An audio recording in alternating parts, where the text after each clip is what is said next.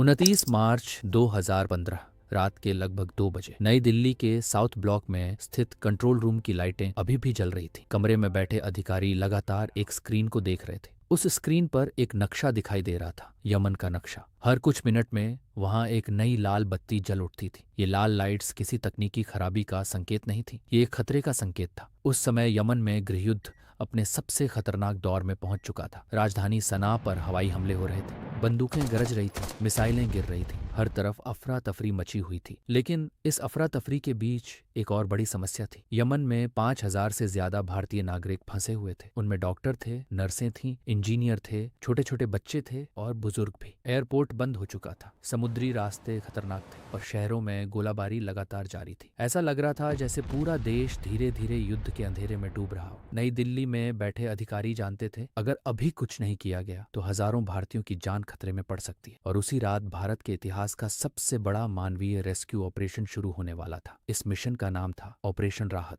2015 की शुरुआत में यमन में हालात तेजी से बिगड़ने लगे थे। सरकार और विद्रोही गुटों के बीच टकराव बढ़ता जा रहा था। धीरे धीरे यह टकराव एक पूर्ण गृहयुद्ध में बदल गया। विद्रोही संगठन हाउथिस ने राजधानी सना पर कब्जा कर लिया था। इसके जवाब में सऊदी अरब के नेतृत्व में एक सैन्य गठबंधन ने हवाई हमले शुरू कर दिए। इस गठबंधन का नेतृत्व कर रहे थे सलमान बिन अब्दुल अजीज अल सऊद, सऊदी अरब के राजा। और यहीं से यमन एक विशाल युद्ध क्षेत्र में बदल गया। हर दिन बम गिर रहे थे, सड़कों पर टैंक दिखाई देने लगे थे, एयरपोर्ट बंद हो चुके थे, बंदरगाहों पर लड़ाई चल रही थी। लेकिन सबसे बड़ी चिंता यह थी कि इस युद्ध के बीच हजारों विदेशी नागरिक फंस चुके थे। उनमें सबसे ज्यादा संख्या भारतीयों की थी। भारत के लिए यह सिर्फ एक कूटनीतिक समस्या नहीं थी, ये एक मानवीय संकट था। नई दिल्ली में प्रधानमंत्री नरेंद्र मोदी को लगातार रिपोर्ट्स मिल रही थी। यमन से हर दिन मदद की गुहार आ रही थी। किसी का फोन आता था कि उसके बच्चे फंसे हुए हैं, किसी की बेटी अस्पताल में काम कर रही थी और निकल नहीं पा रही थी। स्थिति बेहद गंभीर हो चुकी थी। तुरंत एक हाई लेवल मीटिंग बुलाई गई। इस मीटिंग में मौजूद थे विदेश मंत्री सुषमा स्वराज, सेना के वरिष्ठ अधिकारी, विदेश मंत्रालय के अधिकारी। कमरे में माहौल गंभीर था, नक्शे सामने रखे हुए थे। यमन के एयरपोर्ट, बंदरगाह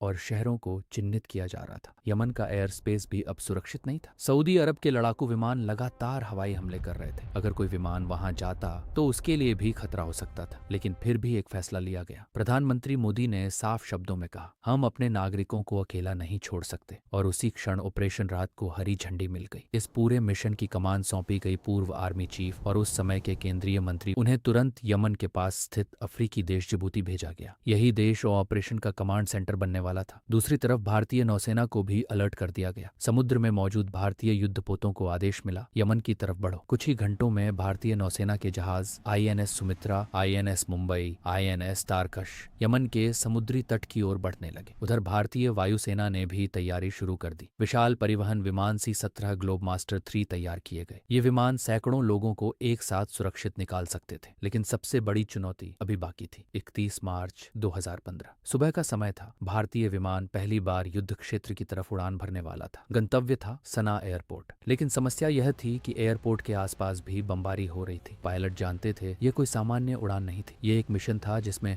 हर सेकंड खतरा मौजूद था। जब विमान यमन के आसमान में पहुंचा तभी दूर कहीं धमाके की आवाज सुनाई दी। आसमान में धुएं के गुब्बार उठ रहे थे। लेकिन फिर भी भारतीय पायलटों ने साहस दिखाया। उन्होंने विमान को सावधानी से रनवे पर उतारा और जैसे ही विमान रुका, दर्जनों भारतीय नागरिक दौड़ते हुए उसकी तरफ आए। उनकी आंखों में डर था, लेकिन साथ ही उम्मीद भी थी। उम्मीद कि अब वे सुरक्षित घर लौट पाएंगे। इसी बीच समुद्र में भी एक और मिशन चल रहा था। भारतीय नौसेना का जहाज INS सुमित्रा यमन के बंदरगाह एडन के पास पहुंच चुका था। लेकिन यहाँ भी खतरा कम नहीं था। बंदरगाह के आसपास गोलीबारी हो रही थी। फिर भी भारतीय नौसेना के जवान छोटी नावों में बैठकर तट तक पहुंचे। वहां सैकड़ों लोग इंतजार कर रहे थे। जैसे ही उन्हें पता चला कि भारतीय जहाज आया है, लोगों की आंखों में राहत के आंसू आ गए। एक एक करके सभी को जहाज पर चढ़ाया गया और जहाज धीरे धीरे यमन के खतरे से दूर जाने लगा। ऑपरेशन राहत सिर्फ भारतीयों को बचाने का मिशन नहीं था। जल्द ही दुनिया के कई देशों ने भारत से मदद मांगी। अमेरिका, ब्रिटेन, जर्मनी, फ्रांस, कई देशों के नागरिक भी यमन में फंसे हुए थे। और तब भारत ने एक बड़ा फैसला लिया। भारत ने सिर्फ अपने नागरिकों को ही नहीं बल्कि 48 देशों के लगभग 2000 विदेशी नागरिकों को भी बचाया। ये एक ऐसा पल था जब पूरी दुनिया ने भारत की क्षमता देखी। ये ऑपरेशन करीब 10 दिनों तक चला। दिन रात लगातार उड़ानें होती रहीं। जहाज